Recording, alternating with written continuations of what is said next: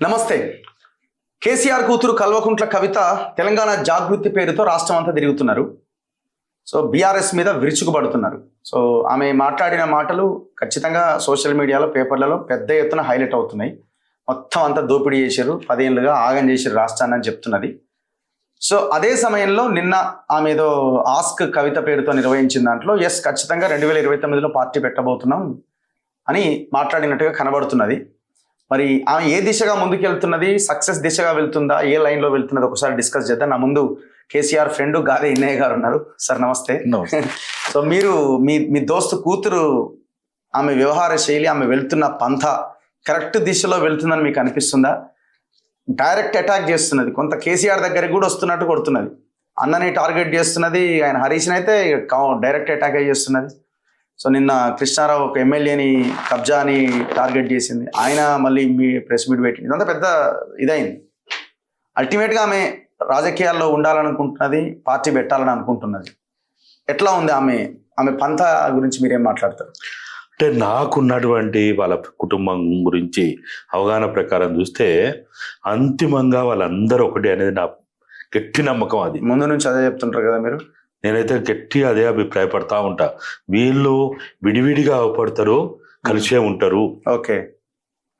ఈ విడివిడిగా ఉండేదాన్ని మనల్ని ప్రజల్ని మోసం చేయడానికే, లేకపోతే ఇతర పార్టీలను మోసం చేయడానికే, క్యాడర్ని కాపాడుకోవడానికే అనేది నా బలంగా నేను మొదటి నుంచి చూసినటువంటి వాళ్ళ ఆచరణ, వాళ్ళ యొక్క వ్యవహార శైలి బట్టి నాకు అర్థమైన విషయం.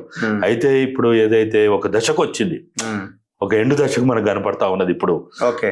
ఏది ఆమె దాదాపుగా సంవత్సరంన్నర క్రితం నుంచి ఏదైతే లెటర్ల మీద లెటర్లు, లేకపోతే ప్రెస్ మీట్లలో చెప్పేది కానీ, దాడి కానీ, అంటే ఇప్పుడు కలిసే ఉన్నారని అనుకోవడానికి ఇప్పుడు మొన్న మాట్లాడింది, 10 ఏళ్ళుగా ఉద్యమం చేసినప్పుడు కూడా వీళ్ళు దోసుక తిన్నారని కూడా మాట్లాడింది, స్టూడియో దగ్గర పోయి ధర్నాలు చేసి పైసలు వసూలు చేశారని కూడా మాట్లాడింది. కలిసే ఉంటే ఇట్లాంటి స్టేట్మెంట్స్ వస్తాయి. ఎందుకు వస్తాయి? ఇప్పుడు మనం ఎట్లుంటది అంటే, మన ఊర్లలో చూస్తాం చూడు, ఊర్లలో ఏముంటది అంటే ఇద్దరు అనుకుంటా ఉంటారు, చూసేవాడు అరే వీళ్ళు ఇద్దరు ఎందుకు అనుకుంటారు అనిపిస్తుంది. వాని ఉద్దేశం ఏంటంటే మూడో వాడు వచ్చి వీళ్ళు కొట్టకుండా. ఓకే. మరి ఇలా మూడో వాడు ఇప్పుడు ఉన్నారు కదా బయట ఉన్న వాళ్ళు, బీజేపీ ఉండే, కాంగ్రెస్ ఉండే ఉన్నారు కదా, వీళ్ళు వాళ్ళలో వాళ్ళే మాట్లాడుకున్నారు అనుకో, వాళ్ళే తిట్టుకున్నారు అనుకో, వాళ్ళే మాట్లాడుకున్నారు అనుకో, పోతే ఎక్కడికి పోతుంది? ఇప్పుడు వాళ్ళ మీద వ్యతిరేకత పోతే ఎక్కడికి పోవాలా? కొత్త పార్టీ పెట్టాలి, కవిత దగ్గరికి రావాలా, అంతే.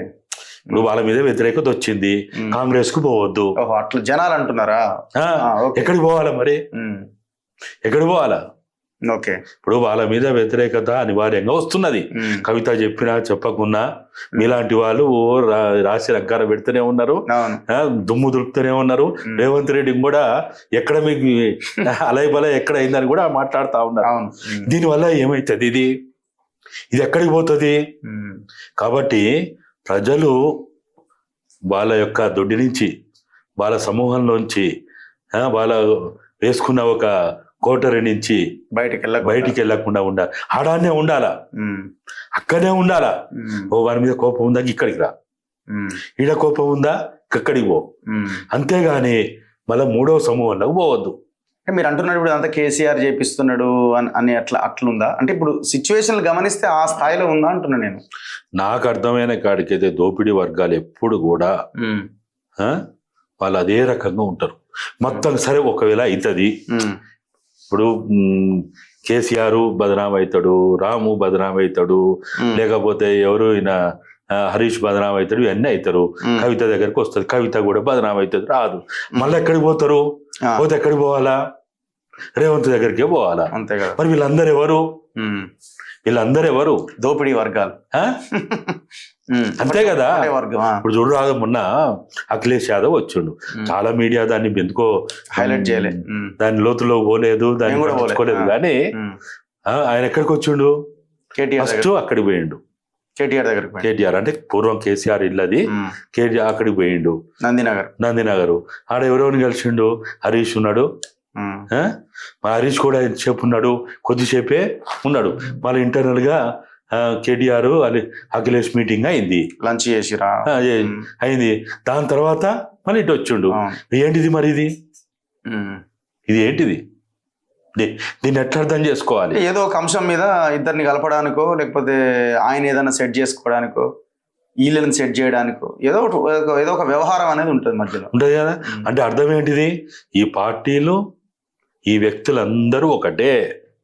బయట మనం అనుకొని చస్తా ఉంటాం, ప్రజలు అనుకొని చస్తా ఉంటారు, మీడియాలో ఇడుగుస్తారు అడుగుస్తారు, వాడిదే అంటారు. ఇక్కడ వీళ్ళందరూ కూడా ఒక తాసులో ఉన్నటువంటి వాళ్ళే, ఒక గూటి పక్షులే. మనం అనవసరంగా వీడు గొప్పోడు, వీడు చెడ్డోడు, మళ్ళా వాడు గొప్పోడు, వీడు చెడ్డోడు అని. అప్పుడు ఆమె ఏ లైన్ తీసుకుంటుంది అనుకుంటున్నారు మీరు? అంటే ఒకవేళ వాళ్ళు ఆలోచిస్తారు, బీఆర్ఎస్ కనుక ఇప్పుడు ఆమె ఎత్తుకున్న అంశం అంత ఏంది, తెలంగాణ ఐడెంటిటీ తోటి మాట్లాడుతుంది మొత్తం కూడా. అమరవీరులు అంటుంది, ఉద్యమకారులు అంటుంది, క్షమించమంటుంది, తప్పైంది అంటుంది, నేను నెలకు ముక్కు రాస్తా అంటుంది, మీరు ఏ శిక్ష ఇచ్చినా నేను ఇదైతా అని మస్తు మాట్లాడుతా ఉన్నది. అంతిమంగా ఎక్కడికి పోతున్నది? మన తెలంగాణ ఐడెంటిటీ, తెలంగాణ వాదం వైపు పోతున్నది. అవును, పైకి కొన్ని కార్యక్రమాలు ఏదో బీసీ అది ఇది అని మనం మాట్లాడినా అంతిమంగా మళ్ళీ ఎక్కడికి పోతున్నది? తెలంగాణ ఐడెంటిటీ వైపే పోతున్నది. కాబట్టి తెలంగాణ ఐడెంటిటీ వాళ్ళ నుంచి బయటికి పోవద్దు అనేది వాళ్ళ లక్ష్యం, వాళ్ళ ఉద్దేశం. కాబట్టి దాన్ని గిరిగీసుకొని వాళ్ళు పనిచేస్తూ ఉంటారు. కానీ ఇక్కడ ఏదో మరి హరీష్ అంతా ఇదిగా కార్నర్ చేస్తుంది. ఫస్ట్ రాముని చేయలేదా? రాముని చేసిందా లేదా? రాము ఎంత తక్కువే, సరే తక్కువ చేసింది హరీష్. ఇప్పుడు అంతిమంగా శేఖర్ అన్న కుటుంబానికి శత్రువు ఎవడు? కాంగ్రెస్ కాదు, అస్సలు కాదు. రాముకి కవితకి వాళ్ళ కుర్చీ ఎవరితోటి సమస్య? కేసీఆర్ తోనే సమస్య కాదు, హరీష్ తోటే సమస్య. ఆ లైన్ లో వెళ్ళిరా అంటే ఆ ముగ్గురికి హరీషే కదా.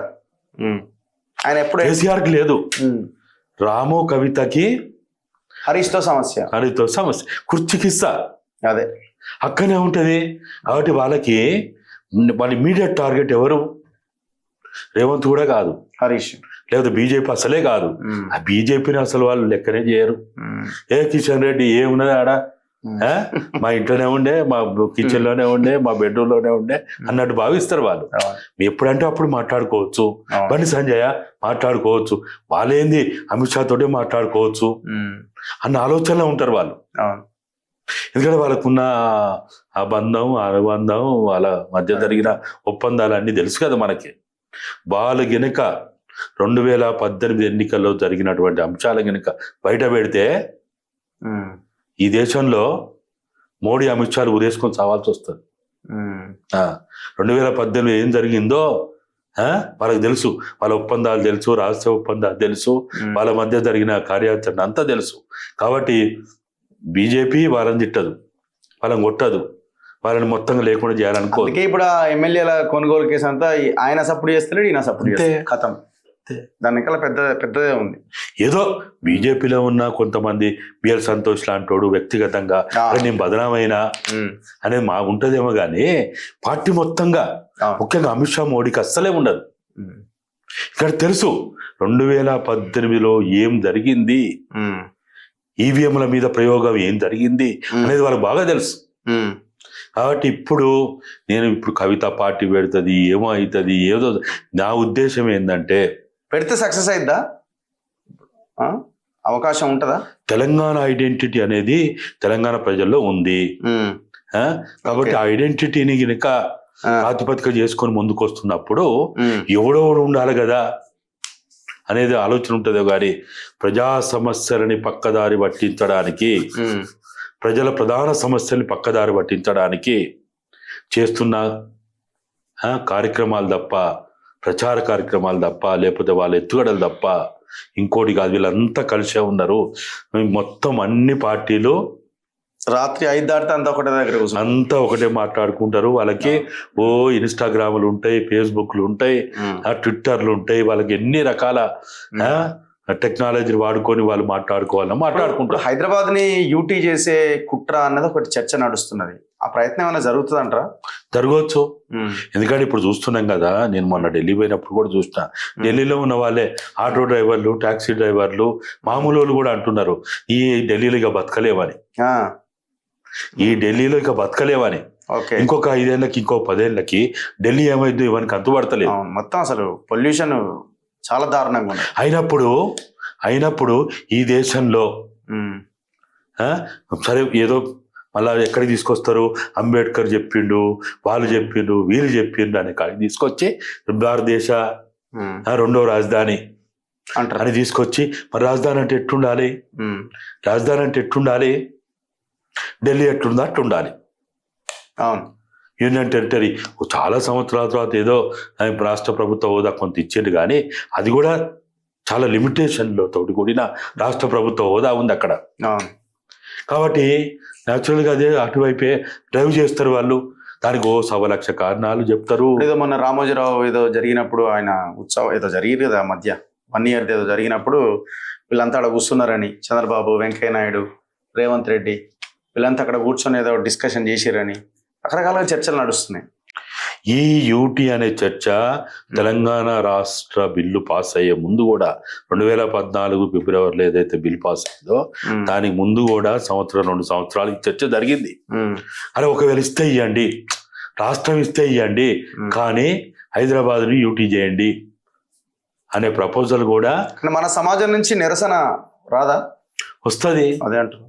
కానీ ఏమైందంటే ఆఖరికి ఇప్పుడు మేము ఇంతకుముందు మనం డిస్కస్ చేసుకున్నప్పుడు జిహెచ్ఎంసీ ఏం చేసిండ్రు, 300 వార్డుల కింద ఒక మహానగరం అంటున్నారు. మొత్తం ఏం చేసిండ్రు, మొత్తం ఎక్కడి వరకు పోయింది? ఇప్పుడు ఔటర్ రింగ్ రోడ్ టచ్ అయింది. ఔటర్ కాదు, RRR వరకు పోయింది. పోయింది కదా. ఇప్పుడు ORR నుంచి RRR వరకు పోయింది. RRR అంటే ఏంటిది? దాదాపుగా ఆ మొత్తం తెలంగాణ భూభాగం కొంత వదిలిపెట్టినా కానీ తెలంగాణని అన్ని రకాలుగా డామినేట్ చేసేటువంటి పవర్ సెంటర్స్ ఎక్కడున్నాయి? డబ్బు ఎవరి దగ్గర ఉంది? ఈ టెరిటరీలోనే ఉంటది. వాళ్ళ చేతిలోనే ఉంది కదా. విలువైనటువంటి భూములు, మనుషులు ఇక్కడనే ఉన్నారు. వాడు ఏం చేస్తాడు? వీడే ఉద్యమాన్ని సప్రెస్ చేస్తాడు. వీళ్ళే ఉద్యమాన్ని సప్రెస్ చేస్తారు. ఇంకొకటి ఏంటంటే ఈ RRR కేంద్రం వాళ్ళు కూడా చాలా ప్రోగ్రెసివ్గా దాన్ని ముందుకు తీసుకెళ్లే ప్రయత్నం చేస్తున్నారు. మిగతా ఆన్గోయింగ్ స్కీమ్స్కి ఏమి ఇస్తున్నారో కానీ RRR మీద బాగా ఫోకస్ చేసింది కేంద్రం కూడా. ప్రోగ్రెస్ ఎట్లయితుంది? అది ప్రోగ్రెస్ మీన్స్ అట్లా వాళ్ళ ఆలోచన ప్రకారం. అంతే. వాళ్ళకి కావాల్సింది ఏంటిది? వాళ్ళకి కావాల్సింది సంపదని దోచుకోవడము. హైదరాబాద్ లో ఉన్నంత సంపద భారతదేశంలో ఏ రాజధాని గానీ ఏ ముఖ్య పట్టణాల్లో లేదు. తెలంగాణలో ఉన్న సంపద ఇది ఒక డక్కన్ పీఠభూమి, ఇది ఒక గొప్ప పీఠభూమి. ఇది అవును, వెదర్ కండిషన్స్ ముఖ్యంగా ఈ డక్కన్ పీఠభూమిగా ప్రసిద్ధిగాంచిన ఈ హైదరాబాదు బ్రిటిష్ వాడే 16 సార్లు దండయాత్ర చేసిన 16 సార్లు వదిలిపెట్టకుండా చేసిండు దీన్ని క్యాప్చర్ చేయడానికి. సరే నిజాము అప్పుడున్న పరిస్థితులు ప్రజలు ప్రతిఘటించారు కాబట్టి రాలేకపోయాడు. కానీ ఇప్పుడు ఖచ్చితంగా రాజ్యాంగాన్ని అడ్డం పెట్టుకొని లేకపోతే అవసరాలను అడ్డం పెట్టుకొని వీళ్ళే సిద్ధాంతాలు చెప్తారు, ఫిలాసఫీలు చెప్తారు, ఎందుకు కావాలో చెప్తారు, ఎందుకు వద్దో కూడా చెప్తారు. కాబట్టి రాజ్యం ఆడే ఆటలో తెలంగాణ ప్రజలు, తెలంగాణ వాదులు, తెలంగాణ బిడ్డలు జాగ్రత్తగా ఉండకపోతే మాత్రం తెలంగాణ ఐడెంటిటీ పోయే అవకాశం ఉంది. Anyway, thank you very much Innaiah garu. Thank you. ఇది ఇన్నయ్య గారితో ఇంటర్వ్యూ. చూస్తూనే ఉండండి మన తొలి వెలుగు.